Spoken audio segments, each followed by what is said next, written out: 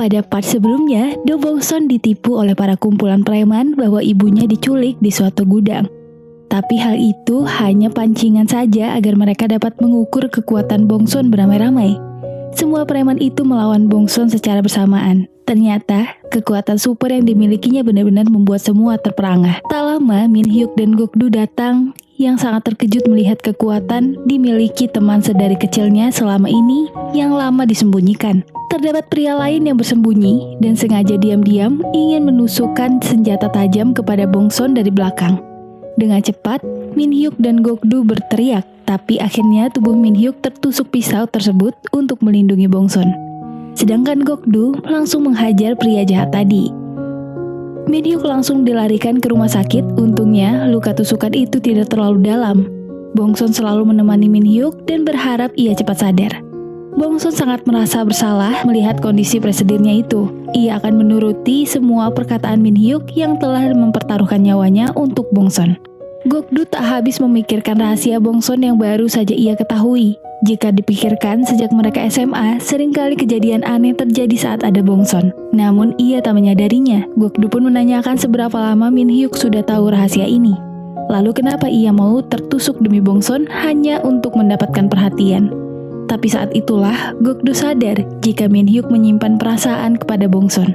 Itu menjadi salah satu kekhawatiran baru Gok-do yang baru menyadari perasaannya pula kepada Bong-son. Tapi sepertinya semua itu akan terlambat. Luka bekas tusukan itu tidak terlalu dalam sehingga memudahkannya untuk pemulihan. Namun setiap di depan Bong-son, Min Hyuk selalu melebih-lebihkan rasa sakitnya agar mendapat perhatian wanita tersebut. Orang tua Bong-son yang mengetahui pengorbanan Presiden Min Hyuk sangat khawatir dan merawat Min Hyuk seperti halnya keluarga sendiri. Semakin hari, kondisi Min Hyuk semakin pulih. Sebagai hadiah karena sudah merawatnya, ia memberikan posisi baru kepada Bong-son menjadi staf tim pengembang game. Ia bersemangat menunggu hari esok untuk bekerja. Esokan harinya tak sesuai bayangan. Bong-son harus menjalani training selayaknya karyawan magang. Ia dilatih langsung oleh kepala manajer yang memiliki postur tubuh gemulai. Betapa terkejutnya Bong-son melihat wajah itu mirip pria preman yang pernah memukulnya. Pria gemulai itu ternyata menyukai Presidir. Ia tak suka dengan kehadiran Bong-son yang terlalu dekat kepada Presidir. Sehingga ia terus mengerjai dan merundung Bong-son di kantor. Sekretaris terus bertanya dengan perubahan sifat Min Hyuk akhir-akhir ini yang sangat perhatian kepada Bong-son. Entah kenapa ia gelisah seperti ada sesuatu hal yang terpendam setiap melihat Bong-son. Hal ini pertama kalinya ia alami. Min Hyuk tak bisa mengendalikan hatinya yang tak karuan selalu memikirkan Bong-son. Malam itu juga ia datang ke rumah Bong-son dan menyatakan perasaan cintanya. Bong-son terkejut karena Min Hyuk pria pertama yang menyatakan cinta kepada dirinya. Ia akan menjawab beberapa waktu ke depan untuk mencerna perasaan itu terlebih dahulu. Para polisi sudah mencurigai siapa pelaku psikopat sebenarnya. Pria itu seseorang yang memiliki bengkel mobil rongsokan. Kemanapun Gok-do menyusuri tempat tersebut, ia tak bisa menemukan hal aneh dan janggal di bengkel itu. Pria ini menargetkan Hae-ji, mantan pacar Gok-do, untuk membalaskan dendamnya. Para polisi mulai melihat Hae-ji yang terus diintai pria tersebut. Saat sudah sampai di kantor Bong-son, Gok-do terpaksa pergi lagi untuk melihat kondisi Hae-ji dan memberitahunya walaupun mereka sekarang tak lagi sepasang kekasih. Sedangkan Bong-son terus menunggu di kafe hingga hari makin gelap. Melihat itu, membuat Min Hyuk cemburu karena Bong-son belum menjawab perasaannya. Ia takut jika rasa cinta Bong-son kepada Gok-do masih ada. Sehingga saat itu juga, Min Hyuk memohon untuk Bong-son dapat membalas cintanya. Terlepas dari kekurangan yang dimiliki wanita itu, Min Hyuk tak peduli. Mulai saat itulah mereka sudah resmi berpacaran. Hal itu dilihat oleh semua karyawan kantor perusahaannya. Malam itu, kencan pertama mereka sebagai selayaknya sepasang kekasih. Sedangkan Gok-do kembali lagi ke kafe itu yang sudah sepi dan tak ada orang di sana. Karena sudah larut malam, Gok-do pun datang menemui Bong-son langsung di rumahnya. Berlahan, Gok-do mulai memberikan ungkapan tentang perasaannya selama ini kepada Bong-son dan meminta maaf baru menyadari hal tersebut. Tapi itu sudah terlambat. Bong-son mengatakan jika ia lebih nyaman menjadi seorang teman bagi Gok-do. Ia tak ingin kehilangan teman baiknya sejak sekolah. Tak ada yang bisa Gok-do lakukan. Bagaimanapun, ini semua kesalahannya yang mengabaikan Bong-son sejak mereka di sekolah yang sama. Gok-do akan mencoba menerima semuanya untuk tetap berteman seperti biasa. Hari pertama bekerja di mana status mereka sudah berpacaran. Apapun itu, Min Hyuk harus tetap bersikap profesional saat di kantor. Saat makan siang, mereka bermesraan kembali seperti pasangan. Bahkan sesekali saat sedang bekerja, mereka mencuri-curi waktu untuk tetap bersama dan saling bermesraan. Keuntungan memiliki kekasih seorang presidir atau pemimpin perusahaan mereka dapat saling bekerja di tempat manapun seperti sedang berlibur. Hae-ji mendatangi undangan kantor polisi untuk diberi arahan sekaligus bekerja sama agar dapat menjebak pria psikopat itu sehingga bisa tertangkap. Para polisi sudah menyiapkan strategi dan mempelajari jalan yang akan dilalui Hae-ji. Hae-ji mulai berjalan sendiri dari tempat kerjanya. Terlihat seorang pria berjaket hitam sedari tadi mengikutinya dari belakang. Gok-do dengan cepat berlari untuk menemukan Hae-ji di persimpangan dan menyelamatkannya. Tapi ternyata Hae-ji baik-baik saja dan tidak ada yang mengikutinya. Itu semua jebakan pria psikopat itu untuk mengalihkan perhatian para polisi, agar ia dengan gampang dapat menculik Kyung-sim, sahabat akrab Bong-sun. Kyung-sim hari itu memang berencana untuk pulang kampung menemui orang tuanya. Namun Bong-sun merasa heran sampai malam hari tak ada pesan kabar dari sahabatnya itu. Para polisi kebingungan karena setiap rencana yang mereka susun selalu saja gagal. Halnya psikopat itu sudah mengetahui tindakan yang akan dilakukan para polisi. Tiba-tiba terlintas di pikiran Gok-do bagaimana jika kantor mereka selama ini disadap oleh psikopat tersebut. Dan benar saja, terdapat kamera tersembunyi tepat di bawah TV menghadap meja rapat mereka. Kyung-sim berhenti bergerak saat nama Do Bong-sun disebut pria itu. Ia terus memohon agar tidak melibatkan nyawa sahabatnya. Pria psikopat itu membalas pesan Bong-sun dari ponsel sahabatnya. Walaupun Bong-sun merasa aneh dengan ketikan Kyung-sim malam itu. Karena tak menaruh curiga, Bong-sun malah beritahu kelemahan kekuatannya, di mana kekuatannya akan menghilang jika ia menggunakannya kepada orang yang tak bersalah. Itu menjadi kartu baru bagi pria psikopat untuk dapat mengalahkan Bong-sun. Keanehan terus dirasakan Bong-sun membaca pesan dan ketikan Kyung-sim yang sangat formal. Ditambah lagi, ia tak mengangkat telepon dan hanya mengirim pesan saja. Bong-sun meminta pertolongan Gok-do untuk melacak keberadaan Kyung-sim. Bong-sun mencoba memancing pesan anak anjing peliharaan mereka yang sudah lama meninggal. Sudah jelas jika itu bukan Kyung-sim dan sahabatnya dalam keadaan bahaya. Para polisi juga menemukan koper dan barang-barang Kyung-sim yang diambil oleh gelandangan. Akhirnya mereka menggeledah bengkel rongsokan itu. Tapi mereka tak menemui keberadaan pria psikopat. Gok-do menyuruh Bong-sun untuk pulang dan menyerahkan tugas ini kepada dirinya dan juga tim polisi.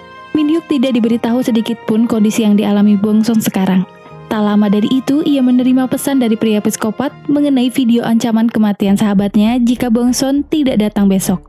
Dan ia tak boleh memberitahu siapapun, terutama polisi, jika ingin sahabatnya selamat. Bong-sun langsung pergi ke rumah Min Hyuk untuk meminta bantuan melacak keberadaan Kyung-sim.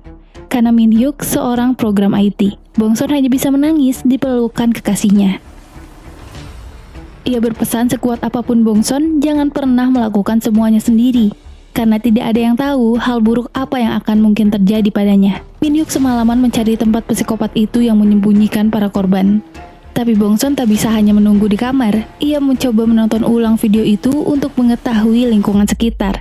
Sudah jelas jika pria itu menyembunyikannya di tempat yang sama pada bengkel. Bong-sun mencoba menyusuri setiap sudut lingkungan di bengkel itu.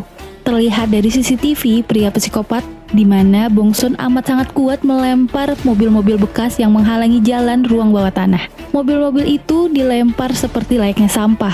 Naluri Bong-sun sangat kuat dalam menyusuri ruang bawah tanah itu. Hingga akhirnya ia menemukan para wanita yang menjadi korban sedang dikurung.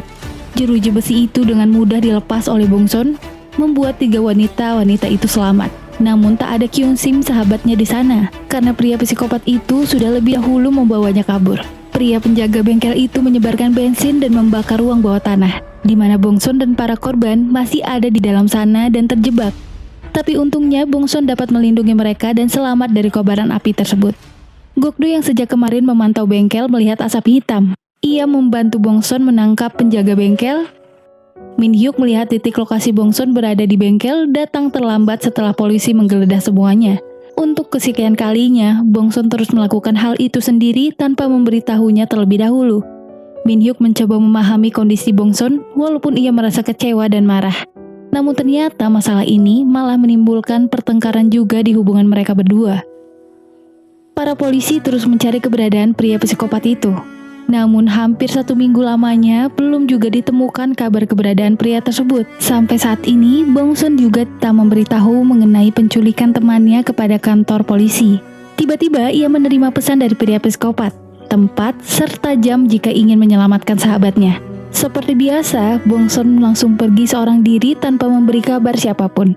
Min Hyuk melihat komputer menunjukkan lokasi Bongson yang bergerak di tengah malam. Ia langsung menelpon Gokdu untuk ikut membantu datang ke tempat tersebut. Di sana, Kyung Sim sudah berada di dasar lift menunggu jatuhnya beton dari atas bangunan. Sekuat tenaga, Bongson menahannya hingga akhirnya berhasil terlempar juga. Kyung Sim selamat, tapi ternyata itu semua jebakan, karena terdapat orang lain di atas beton yang dikira pria psikopat itu. Sesuai dengan mitos, kekuatan Bongson akan menghilang jika ia melukai orang yang tak bersalah. Tubuhnya menjadi lemah dan tak bertenaga. Pria psikopat itu dengan mudah mencekik Bongson, tapi untungnya Min Hyuk datang di waktu yang tepat untuk menyelamatkan kekasihnya. Pria psikopat itu masih dapat melarikan diri walaupun Gokdu sudah menembak bahu tangannya. Min Hyuk fokus menenangkan Bongson yang melemah dan syok hingga pingsan. Gokdu terus mengejar mobil psikopat itu, namun di perjalanan, mobil itu jatuh ke dasar jurang lalu tenggelam. Min Hyuk membawa Bongson ke rumahnya agar dapat beristirahat terlebih dahulu. Ia sangat bersyukur dapat datang di waktu yang tepat sehingga dapat menyelamatkan nyawa kekasihnya itu. Sekarang, Bongson seperti manusia biasa lainnya. Selama ini, ia memang berharap jika kekuatannya dapat menghilang, tapi ternyata ia tak terbiasa dan merasa sedih karena tak lagi bisa melindungi orang-orang di sekitarnya. Sang ibu menguatkan Bongson dan meyakinkannya jika ia bisa terbiasa kelak. Mulai sekarang, Min Hyuk akan menjadi lebih ketat dalam mengawasi dan melindungi Bongson. Baginya tak ada bedanya, Bongson memiliki kekuatan ataupun tidak, karena Min Hyuk akan selalu berada di sampingnya. Min Hyuk membantu Bongson agar terbiasa dengan kondisi saat ini. Mereka menghabiskan kencan bersama, lalu pergi piknik di taman sebagai sepasang kekasih. Ternyata pria psikopat itu masih selamat. Polisi menyatakan jika ia telah meninggal dalam kecelakaan walaupun mayatnya belum ditemukan. Ini menjadi kesempatan emas baginya untuk membalaskan dendam kepada Bongson serta Min Hyuk. Ia pun menyamar sebagai wartawan untuk melakukan sesi wawancara dari salah satu media massa. Kedatangannya bersamaan saat Gokdu ingin menemui Bongson. Tak sengaja mereka berpapasan dan Gokdu hafal betul wajah fisik psikopat tersebut, yaitu mengancam nyawa seorang karyawan agar Gokdu tak dapat mengikutinya. Gokdu dengan cepat menghubungi Min Hyuk agar menutup semua akses gedung. Psikopat itu dengan cepat mempelajari gedung dan masuk ke ruang studio. Ia membuat pengumuman agar Min Hyuk dapat menemukannya dalam waktu 15 menit. Jika tidak, gedung ini akan diledakkan oleh bom. Sebagai seorang gamer dan pemimpin perusahaan yang handal, ia mengerahkan semua pikirannya untuk menemukan pria tersebut. Namun sayangnya psikopat itu berhasil menculik Bongson. Lampu gedung semua dimatikan, lalu para karyawan diperintahkan keluar gedung. Bongson dibawa ke atas gedung, lalu diikat dengan rantai dan dipasangi bom waktu di badannya. Bongson tak bisa melawan sedikit pun dengan tubuh lemah. Min Hyuk terus mencari keberadaan Bongson hingga ia mendengar suara dentingan waktu dari bom tersebut. Tapi sayangnya pintu gudang itu dikunci. Waktu terasa 3 menit lagi. Sekuat tenaga, Min Hyuk mendobrak pintu itu tapi tak juga bisa. Ia hanya mendengar suara tangisan Bongson yang menyuruh Min Hyuk agar pergi dari gedung itu. Tapi ia tak akan begitu saja meninggalkan Bongson. Min Hyuk akan pergi bersama-sama dengan Bongson bagaimanapun kondisinya dan kemanapun itu. Bongson terus meminta tolong dan memohon agar kekuatannya dapat kembali karena ada nyawa pria dicintainya yang harus diselamatkan. Keajaiban pun muncul. Di detik-detik terakhir Bongson mendapati kembali kekuatannya dan melempar bom itu sejauh mungkin ke angkasa. Akhirnya, dengan bantuan Min Hyuk, Bongson dapat memiliki kekuatannya lagi dan mereka selamat dari insiden tersebut. Kejadian di gedung itu tak juga membuat psikopat tersebut tertangkap. Bongson mengajak Gokdu untuk menyusun rencana dengan mereka agar dapat bersama-sama menangkap psikopat. Min Hyuk pun mencari informasi mengenai info penjualan senjata ilegal kepada kumpulan preman tempo lalu. Semua informasi buronan mengenai pria psikopat itu tersebar luas di kota. Pria itu membeli salah satu senjata laras panjang yang akan digunakan membunuh Bongson sebelum melarikan diri. Rencana mereka pun dimulai untuk memancing psikopat itu di sebuah gedung terbengkalai. Di sana sudah menunggu Gokdu dan Min Hyuk untuk mengawasi. Dari kejauhan, senjata itu tepat membidik jantung Bongson. Untungnya anti peluru sudah terpasang di badan Bongson, sehingga peluru itu tak menembus ke badannya. Mereka bekerja sama untuk mengejar pria itu di pelabuhan. Dengan menggunakan drone miliknya, Min Hyuk menunjukkan arah kepada Gokdu agar dapat menggiring pria psikopat itu masuk ke dalam perangkap mereka bertiga. Bongson menutup jalan dengan menggeser box kontainer di sana. Sangat mudah baginya sekarang untuk membalaskan dendam. Tapi Bongson tak menggunakan kekuatannya untuk menghajar pria itu. Itu pun berhasil ditangkap.